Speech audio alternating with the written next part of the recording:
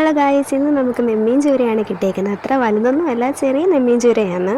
എപ്പോഴും മുളകറിയൊക്കെയല്ലേ വെക്കുന്നത്, അതുകൊണ്ട് കരുതി ഒന്ന് തേങ്ങ അരച്ച് വെച്ചാലോ ഒന്ന്. അതിനായി ആദ്യം തന്നെ നമുക്ക് തേങ്ങ തിരിങ്ങിയെടുക്കാം.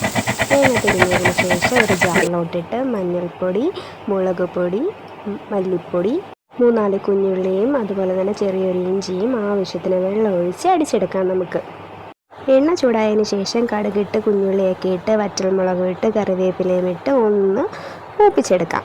ചെറുതേ മൂപ്പായതിന് ശേഷം നമ്മൾ ആട്ടി വെച്ചേക്കുന്ന അരപ്പില്ലേ, അത് ഇതിലോട്ട് മിക്സ് ചെയ്ത് ആവശ്യത്തിന് വെള്ളവും ഒഴിച്ച് വെക്കാം.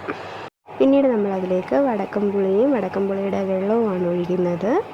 എനിക്ക് ആവശ്യത്തിനായിട്ടുള്ള പച്ചമുളകും അരമുറി തക്കാളിയും ആവശ്യത്തിന് ഉപ്പും കറിവേപ്പിലയും ഇട്ട് ഒന്ന് തിളച്ച് വരുന്നത് വരെ അടച്ച് വെച്ച് വേവിക്കാം. അതുകൊണ്ട് നല്ല രീതിയിൽ തിളച്ച് വന്നിട്ടുണ്ട്. അതിനുശേഷം നമ്മൾ കട്ട് ചെയ്ത് വെച്ചേക്കുന്ന മീനുകളെല്ലാം ഓരോന്നായിട്ട് കറിയിലേക്ക് ഇട്ട് കൊടുക്കാം. എന്നിട്ട് നൈസായിട്ടൊന്ന് ഇളക്കി കൊടുക്കാം. ഒരുപാട് ശക്തിയായിട്ട് ഇളക്കിയ മീനൊക്കെ ചിലപ്പം പൊടിഞ്ഞു പോകുമായിരിക്കും.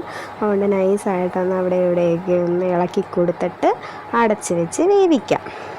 വീഡിയോ ഇഷ്ടപ്പെട്ടാൽ എല്ലാവരും ലൈക്ക് ചെയ്യാനും സബ്സ്ക്രൈബ് ചെയ്യാനും മറക്കല്ലേ. കാരണം നമ്മുടെ കറിയെല്ലാം വെന്ത് സെറ്റായി വന്നിട്ടുണ്ട്. Thanks for watching.